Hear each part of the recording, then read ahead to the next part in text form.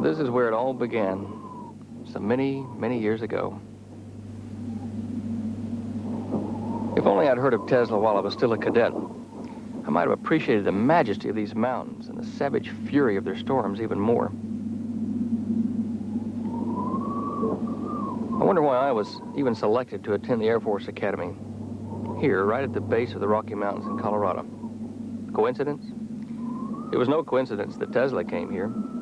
He wanted the power of the storms, electricity. And what about NORAD, buried a mile beneath Cheyenne Mountain? Are they seeking that same power, too? In the twilight years of the 19th century, a genius called Nikola Tesla stood alone amidst the swirling eddies of a rising technological storm. Now, 80 years later, his most astonishing discoveries may hold the only hope for man's continued existence into the future. This is the story of one man's search for that hope. Stan Deyo is a scientist and investigative author from Dallas, Texas. At one time in his varied career, he supplied information to the FBI. Now he lives quietly in Australia, a country alien to him, dotted with 16 sentinels of U.S. military might, making technological breakthroughs in the sciences of war and espionage. This is the story which led Stan Deyo on a search around the world. A search for rare documents and suppressed technologies. A search for the secret of mankind's only chance of survival as a race.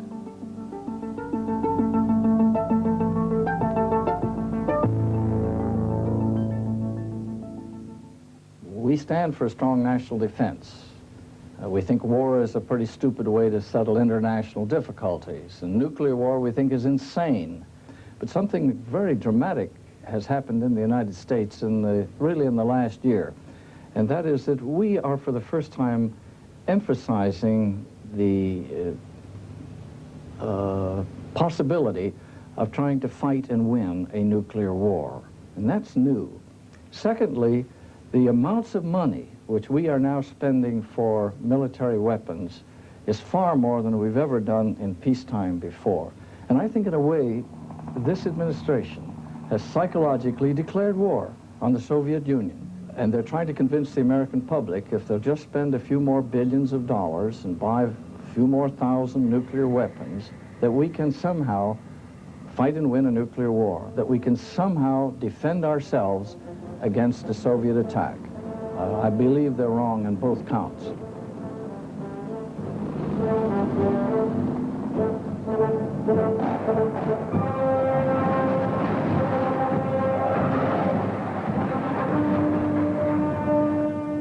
Good evening. I'm Stan Deyo. When I last spoke to Admiral LaRocque in early '82, I didn't quite know whether to believe what he said or not. But after further investigation, I began to agree with his viewpoint.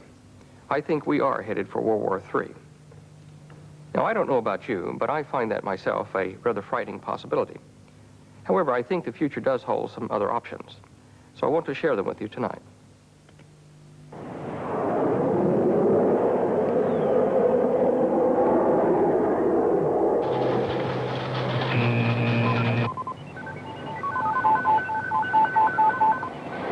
Skybird, this is Dropkick. There will be no authentication. Acknowledged now.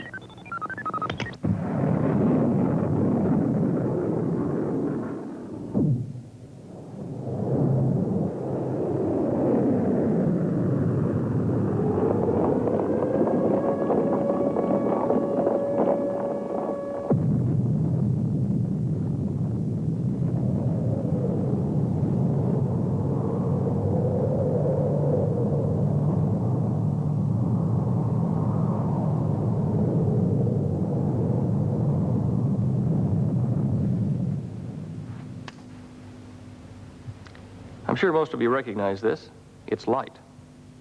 And I'm also equally sure that most of you recognize this. It's the wire that brings the electricity up to this light to make it work. But how many of you know the name of the man that invented the system that makes this electricity?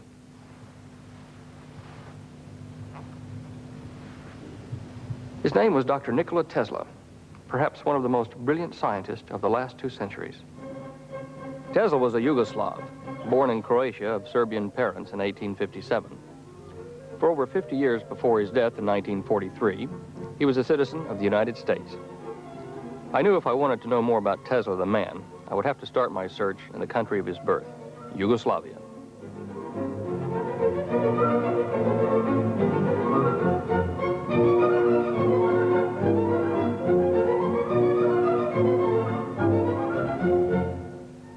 Belgrade, the capital of Yugoslavia, is a city divided. On one hand stands a modern, bustling urban metropolis and a practical socialist government, while on the other hand is a fascinating world of beauty and history. Belgrade, nestling between the mighty Sava River and the Blue Danube, is also where I found the Nikola Tesla Museum.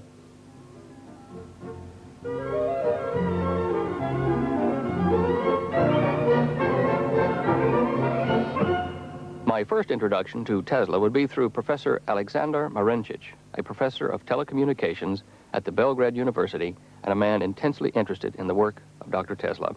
How many of Tesla's personal documents and photographs do you have here in the museum at Belgrade? Well, there are over 100,000 documents and over 10,000 photographs in the museum, which are concerned some aspects of Tesla's work or photographs of Tesla himself in his laboratories, in various circumstances, his guests, his friends, and so on. Dr. Marencic, why do you think such a great man has been so neglected by the modern historians? To some extent, I think Tesla was responsible for it, because he was interested in basic research, in some great things. And he neglected many important things in this life, for example, which make one well-known, somehow widely accepted. He didn't care much about that. He didn't care that the newspaper talk about him very much. He didn't even try to write many scientific articles in a way they were usually written by many other scientists. So he even turned somehow some scientists against him, or turned their attention from his work. Now, the first test, which was very important for the future development of the Tesla system, was made at Telluride, Colorado, where Westinghouse built a small experimental plant, and where it was shown that really alternating current is very good. It really can achieve that what direct current system couldn't make it, or any other system which was tested at that time. So it turned out that soon after that, in 1896, first big power plant was built on the Niagara Falls. And soon after that, the whole world started to produce many, many similar plants, or in fact to use alternating current system. And that was the beginning, what was recently mentioned as the second electrical power revolution. It is worthy of a special note that the originality of Mr. Tesla's discoveries has not been disputed by any manufacturer of electrical power transmitting apparatus. And that's the system we have today, the 60-cycle AC system. Feeling stifled in the technical atmosphere of Europe, Tesla traveled to the United States. But on the journey, both his wallet and luggage were stolen, and Tesla arrived in New York, a foreigner without any money.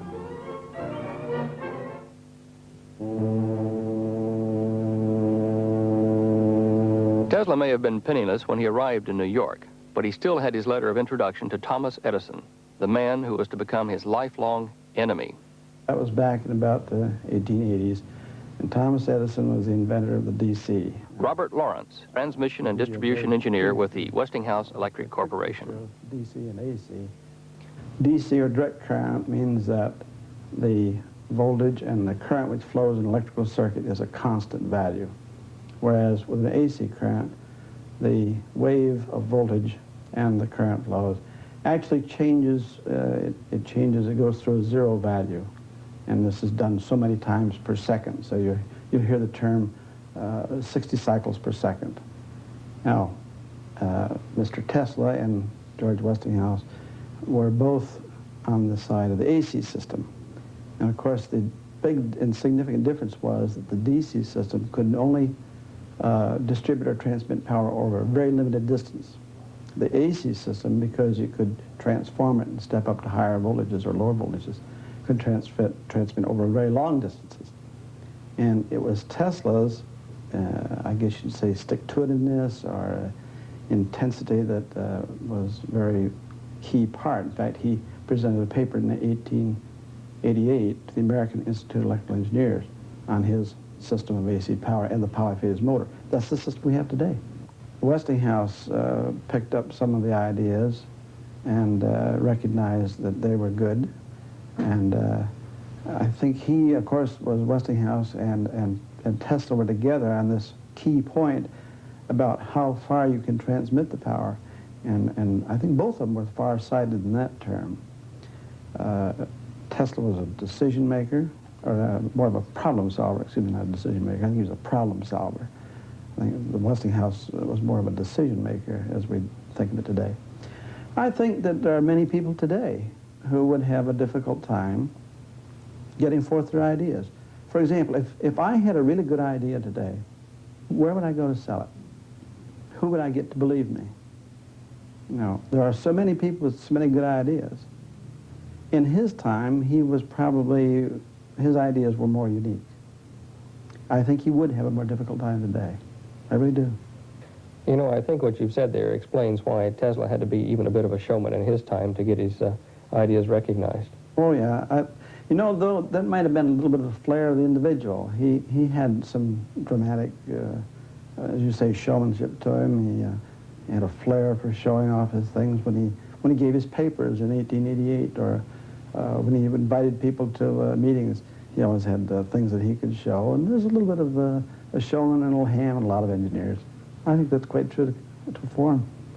Actually, I think it adds a bit more color to the man, to him. Yeah, yeah. Makes him human, and I think he was. You know, sometimes I feel that we think of him as a genius, cold, and so forth, but he was a very human person. I think he had a sense of humor. Yes, yeah, he did. I was interested to find that he liked to drink whiskey. He did not like to associate much with women per se, but he had some views that women were pretty smart folks, and I'm sure the women today would like that. The partnership between Westinghouse and Tesla was sealed by a contract for more than $1 million, and Westinghouse set about constructing the basis of the 20th century's technology. Well, the common figure seems to be that there was about $1 million supposed to have been a contract, and that he would be paid some royalty. I think it was $2.50 a horsepower, something like that. I looked into this more, and it seems as if the figure that is more realistic was around $200 and some thousand. And let me add an interesting view on that. I checked out what a dollar is worth in I think it was 1890 or 1883, 1888 dollar. Today would be worth $10.83. So the $225,000 that Tesla got then would be like about $2 million today. It seemed to me that Tesla should have been a very rich man, but everything I had read suggested that he died a pauper. At the RCA Corporation in New York, I found William Turbo, grandnephew to the great Nikola Tesla. Bill, Tesla must have amassed quite a substantial fortune in his lifetime.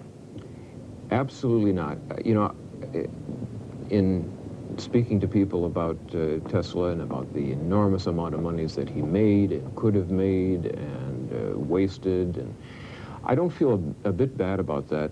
I certainly would be the heir to some substantial fortune if it were somebody else than Tesla, but it's never bothered me a bit, because no matter how much money he might have made, he would have spent it all.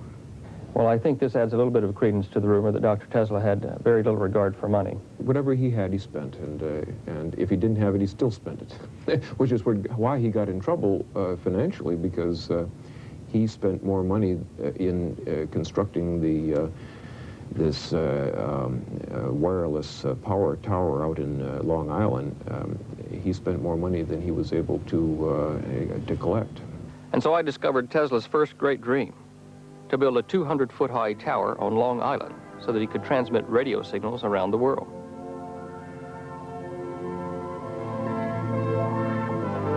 But there was a more ambitious aim still, to transmit from that same tower, without wires, pure electrical power, power to light the homes and fuel the factories of every nation on Earth.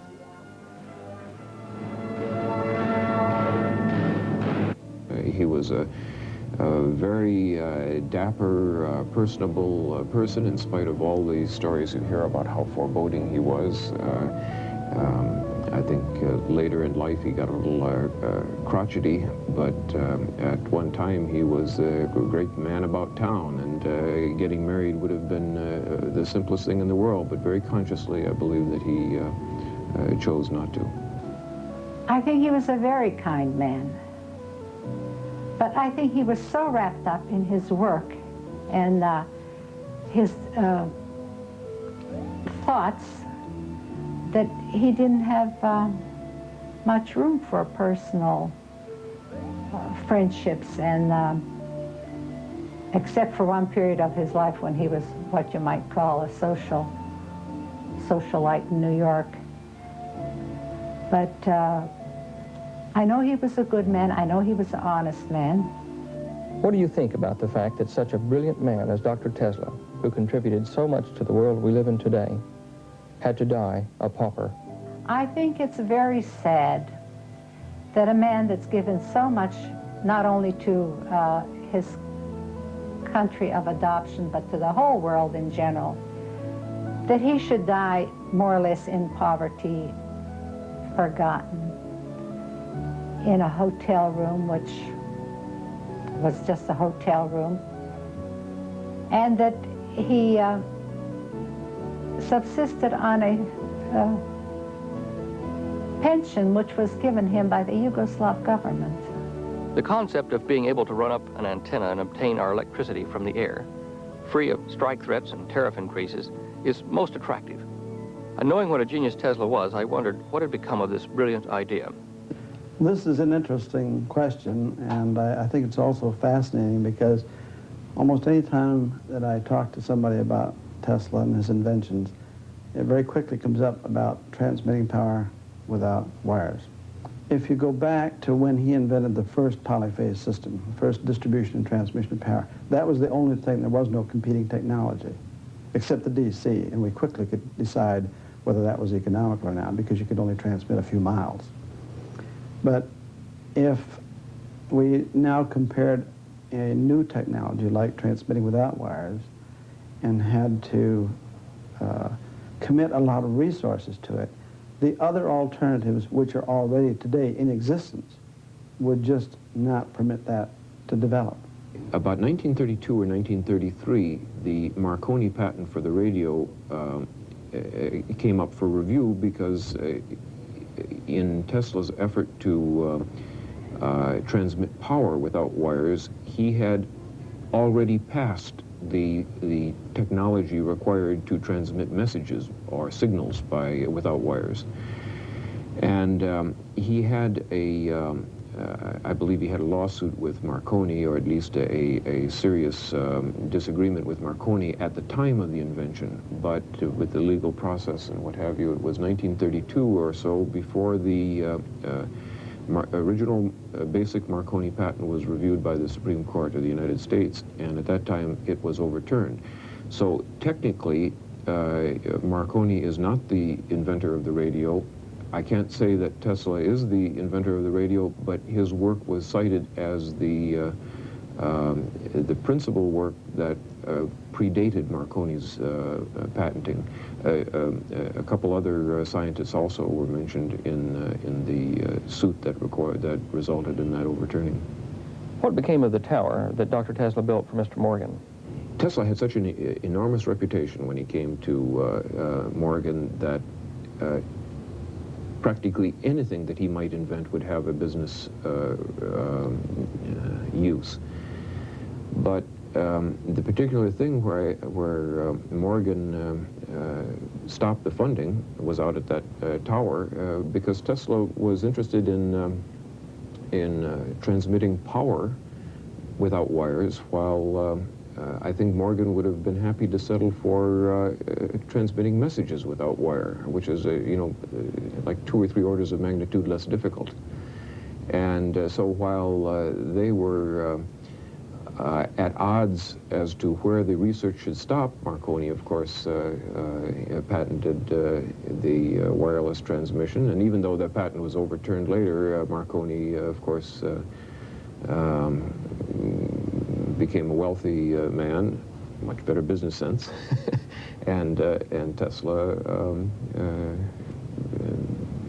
tried something that was simply beyond the financial capacity that he had at the time.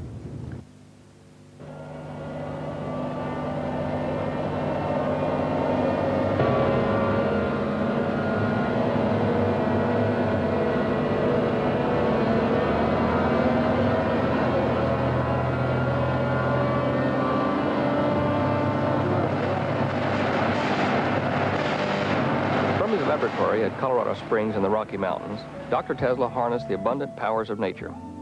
The two sheds which Tesla constructed for his experiments have long since vanished.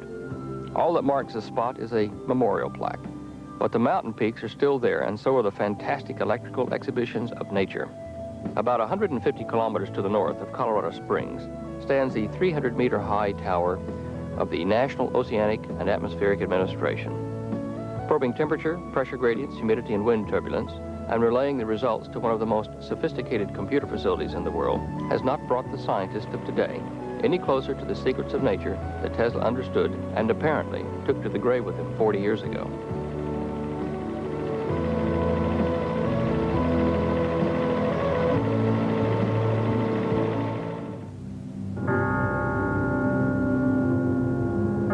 The Cathedral of St. John the Divine in New York, the largest edifice of Christian worship in the world. It was here on January the 15th, 1943, that more than 1,000 distinguished citizens from around the world gathered to pay their last respects to one of the greatest scientists in recorded history. This greatness gave us the first radio broadcast in 1896 over a distance of 25 miles, 2 years before Marconi, who was credited with the invention of radio. He gave the world a system of electric power, which 80 years later has not been surpassed. He invented and patented over 900 different electrical concepts and devices. Are these ashes all that remain of this man, who even made it possible to bring down lightning from the heavens in the sight of man anywhere on the globe?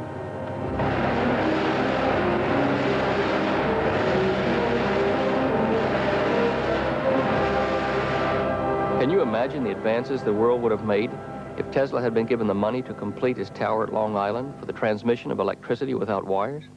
That concept hasn't been tested at all yet. What would happen if we really apply extremely high voltages? Perhaps, if the antenna is high enough, it would really produce some unexpected phenomena, as you mentioned, conduction of electricity through rarefied air. This is, by the way, what Tesla thought. And he mentioned in his patent that we should have an antenna of, say, 15 miles height, and that antenna would then reach the somehow rarefied air strata, and then that phenomena would be pronounced. We don't know even today what would happen if we have an antenna of that size, and if we manage to apply extremely high voltage of the order of 100 million volts, as he thought, that would be sufficient. The tremendous problems, however, are the pragmatic ones, because now we would be committing huge resources to something that, although we might predict is possible, how much would it cost to do it? And some of the things that you mentioned are institutional problems, like seeking the right path for airplanes not to go through, things like that. That almost gets into bureaucracies, and that, in a way, shifts over from what Tesla did. He invented something sort of out of the air, a 60-cycle polyphase system. And now we talk about something that might be possible today, but in a much different time. In fact, if we had his inventions today and dealt with the bureaucracy that we have to deal in today, I wonder if we would have moved as fast as they did back at that time. Miss Musar, what was your part in the clearing of Dr. Tesla's papers? When I arrived, I found the safe was open. I don't know who ordered the opening of the safe. I learned later that all the government officials and the police and the coroner and so forth, medical examiner, had been there and gone. We found the Tesla medal, gold medal, which was given to Tesla in 1917, I believe. This was thrown into the compartment. This is a big office-size safe, which locks with a key. the key was on a key ring with numerous keys. These were taken and thrown into one of the drawers that they have in the safe, closed. The doors locked, closed, the knob twirled, and the safe was locked. This is the safe of Nikola Tesla. It once contained his most prized possessions, his most secret papers. Now those papers are available to the public, and still we do not yet understand all that is in them. From New York, I boarded a plane to Boston to find Dr. John Trump of the Massachusetts Institute of Technology. Dr. Trump was now retired from the company he founded, High Voltage Engineering, but he agreed to meet me at the company office the next morning. In the spring of 1943, Dr. Carl T. Compton, who was then president of MIT, asked me to go to New York and examine the effects of Nikola Tesla. These were contained in an upper floor of a warehouse somewhere in New York City. And I spent a good deal of time examining one by one the papers, the books, and various other memorials that he had accumulated. But I was particularly looking for something which would be evidence of a secret weapon, which I was reminded by the agents, the two agents who were present during the entire time, was a matter of concern to the United States. In the course of this, I did come across a number of letters directed at the upper echelon of the British Empire, that is, I think, to the King and Queen, or perhaps just to the King of England, and also to the Tsar of Russia, explaining that he was the inventor of a secret weapon which had rather remarkable properties, and that he would be interested in entering into a negotiation which would lead to a disclosure of what they were. Of course, I spent a good deal of time looking through these papers, trying to find out what the nature of this secret weapon was. I think I had, although I don't remember it so very accurately, an idea of what its properties were. It had the capability of acting at a great distance, of being destructive to flying objects and things of that kind at a place which was remote from the source. But nowhere in his technical papers did I find anything which revealed an explanation of just how such a device could operate. I believe that you also opened another box, supposedly a secret weapon that he left at another hotel. Can you relate that story, please? Yes, when I had substantially concluded my study on the following day, I think that was a Saturday morning, I was reminded by one of the two agents that there was a box being held as a security for an unpaid obligation, and that this box was an item of considerable value and may indeed itself be the secret weapon, that it was armed and therefore it probably was not touched. Were you nervous doing this? I found it a matter of a bit of concern. However, I realized that this had to be done, and so we taxied down to this hotel. The agents identified themselves and their credentials to the assistant manager of the hotel, who led us to a room. This room was essentially empty except for a table and a steel cabinet against the wall, which was opened. I think perhaps he opened it with a key.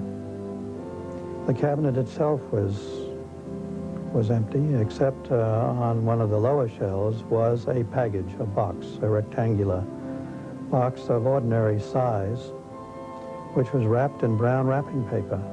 It turned out to be a highly polished box with brass clasps, and it looked more like an instrument case. And after waiting a while and listening a while and remembering that it had been there for quite a few years, I think it had actually been there for about 5 years as a security, I opened it. It turned out to be a decade resistance box, manufactured by, I suspect, an American manufacturer, and something of value, but not great value, and certainly nothing ominous at all in its nature. So after Dr. Tesla had let the world know of his secret weapon, after he had written letters to the King of England and to the Tsar of Russia, offering them this weapon at a time when both were engaged against the Germans in World War II, no evidence or papers were found which referred to any such secret weapon. My report to Dr. Compton was that I saw no danger in releasing these papers and these relics to his heirs. Miss Musar had arrived too late to know who had opened Dr. Tesla's safe or what had been removed. And Dr. Trump had found nothing which he considered dangerous or a secret weapon. Tesla had been a naturalized American citizen for 54 years, so why were his papers seized by agents of the custodian of alien property? I suspect that governments other than those of the United States, England, and Russia were interested in the inventions of Dr. Tesla.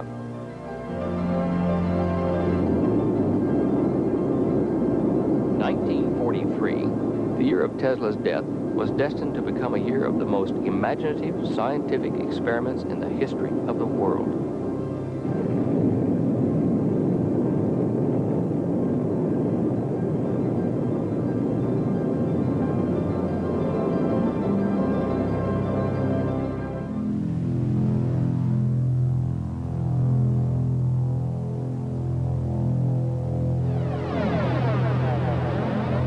It is said that the most awesome of nature's powers, the sun, inspired in Tesla the principle of the rotating magnetic field. And using these same principles, he developed our current electrical system. Had all Tesla's research and work been forgotten, or could we continue to unlock nature's secrets using the same techniques Tesla himself had used? It was an article in a magazine that led me to Robert Golka, who at one time investigated the effects of lightning strikes on aircraft computer systems for the U.S. Air Force.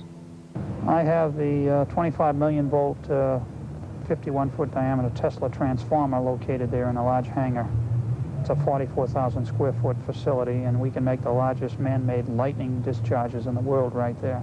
Bob is managing director of Pyrosphere Incorporated, a small research company once located at the old Wendover Air Force Base in Utah. We formed this company to develop the fireball fusion reactor concept and to prove the concept of confining plasma in a ball-like arrangement. You've said that you use the big Tesla coil at Wendover as a stepping stone to a process for sustained nuclear fusion. Could you kind of explain that process to me, the fusion process? All right. Basically, we take a CO2 laser, focus it down to a sharp point, and pulse it, which makes a little laser explosion, similar to sunlight going through a magnifying glass and setting a piece of paper on fire. So once the breakdown of the gas, or the little explosion takes place, then we heat that explosion gradually for approximately a half an hour. And as we heat it, we increase the pressure. This is all done in a large pressure vessel. We can achieve over 1 billion degrees, about 1.2 billion degrees temperature. All heat is the motion of particles. So if you can very effectively direct the motion of the particles, you don't have to insulate. You just control where the particles go, and you keep the heat in one place. How many times hotter than the sun would your fusion plasma become when you run it? Approximately 100 times. Do you think Tesla was working toward this way back where he was? I don't think he was working on fusion at all. His diary notes state that he was very curious about the formation of ball lightning and wanted to investigate it more, but I don't think he had an application in mind. He simply mentioned it as a very curious phenomenon and was intrigued by it, but unfortunately never got back to experimenting with it. So Tesla may be responsible for even the next great revolution in the electrical industry, the changeover to fusion power.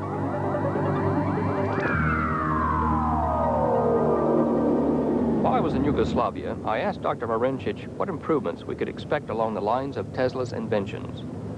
Yes, of course, even today we are further improving system and also extending Tesla's idea.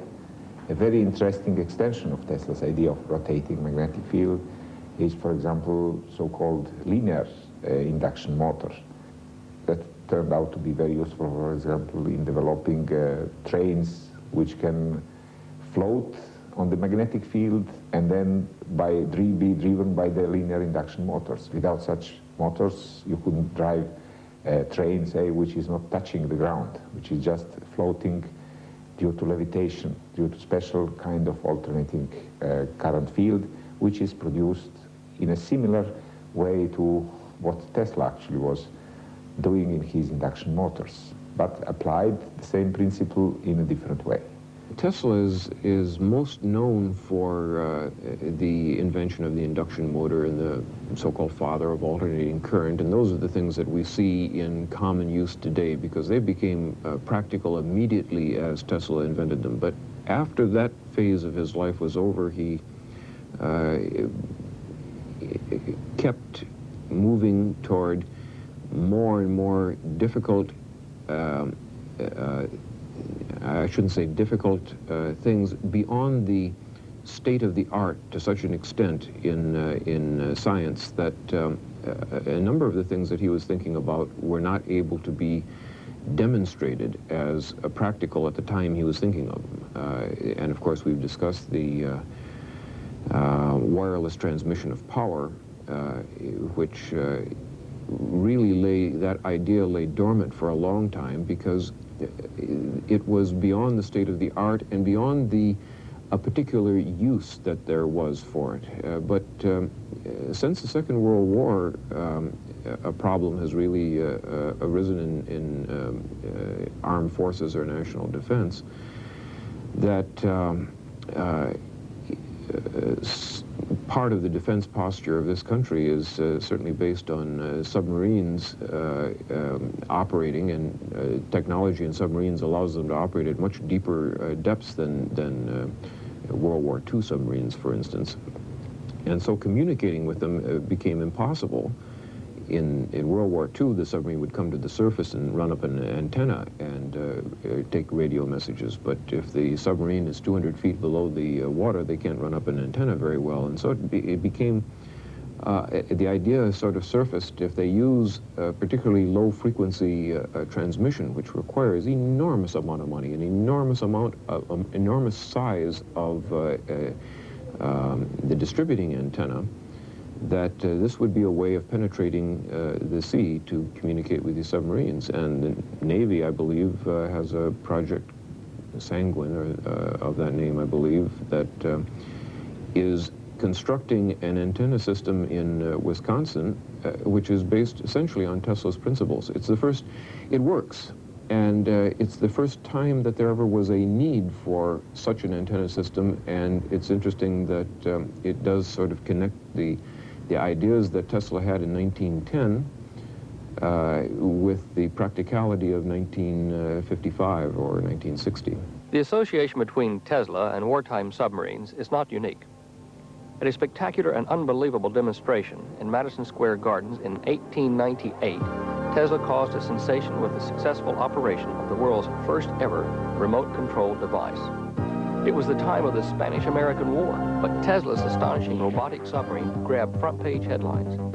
If this submarine were loaded with dynamite, the Americans would have had an awesome new weapon. In Tesla's words, a race of robots. The press and the public of the time could see the potential of this new device, even though the U.S. government could not. This new technology, Tesla called Tel-Automatics.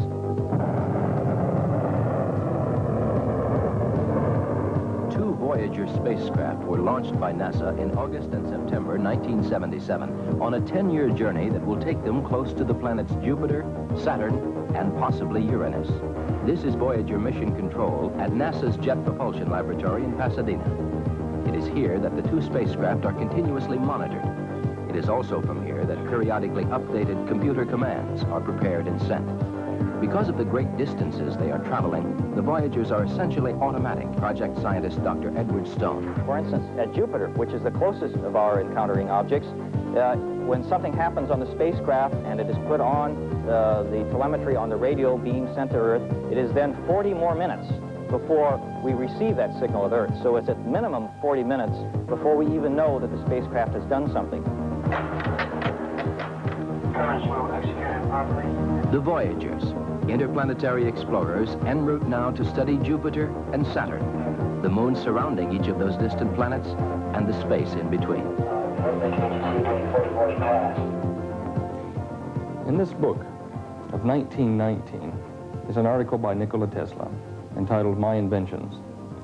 And in this article, he talks about things to come using his broadcast power without wires, based upon his proposed project at Long Island.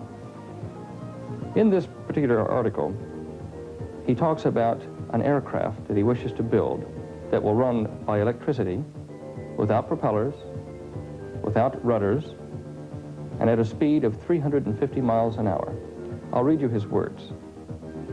The new self-propelled aerial teleautomaton, devoid of propeller, sustaining wings, and all other means of external control.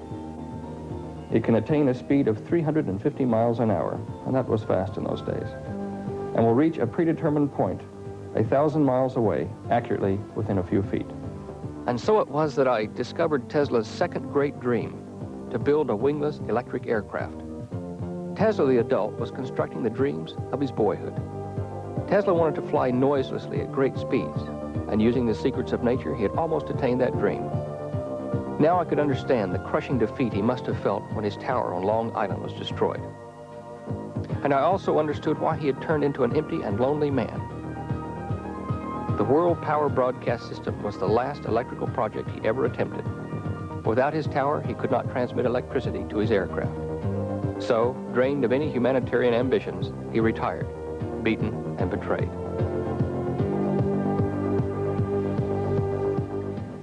It is practicable with the existing wireless plants to launch an aeroplane, have it follow a certain approximate course, and perform some operation at a distance of many hundreds of miles. A machine of this kind can also be mechanically controlled in several ways, and I have no doubt that it may prove of some usefulness in war. In 1943, the Luftwaffe took the idea which had been rejected by Tesla's own government in 1898, called it the V1, and launched it against Britain in an all-out attempt to win the war.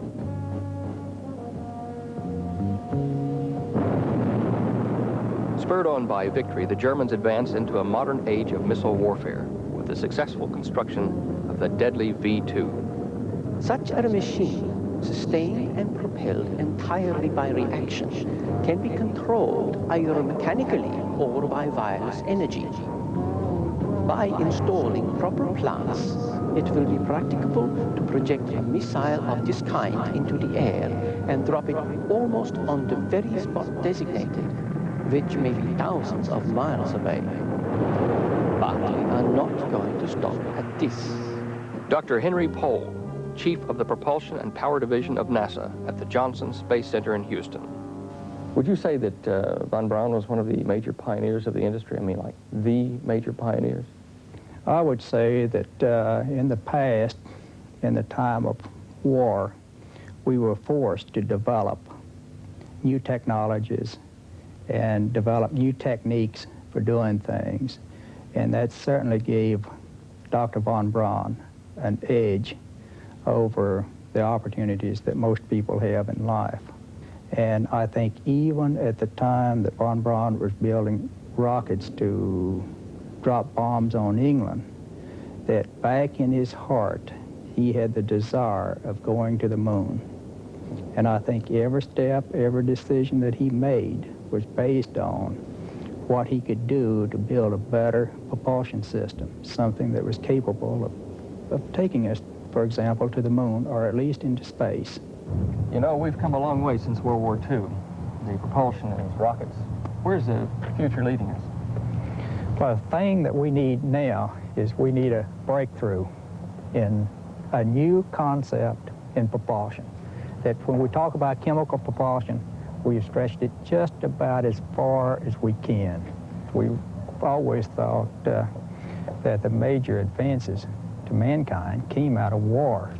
But what we need is an anti-gravitational device or something like that. And do you think that is possible? Who knows? Anything in the future is possible. What about the past? I look at the pyramids, for example, and I am not convinced that we did not at that time have some type of anti-gravitational device that assisted those people in putting those huge stones in place. I think it was possible then. I think it is possible in the future that we will come up with some technique that can allow us to lift enormous masses with very little force and an expenditure of very little energy. If we could find some way to come up with some smart way that would just eliminate the effects of gravity on the hardware that we're trying to boost. It will be practicable to project a missile of this kind into the air and drop it almost on the very spot designated, which may be thousands of miles away.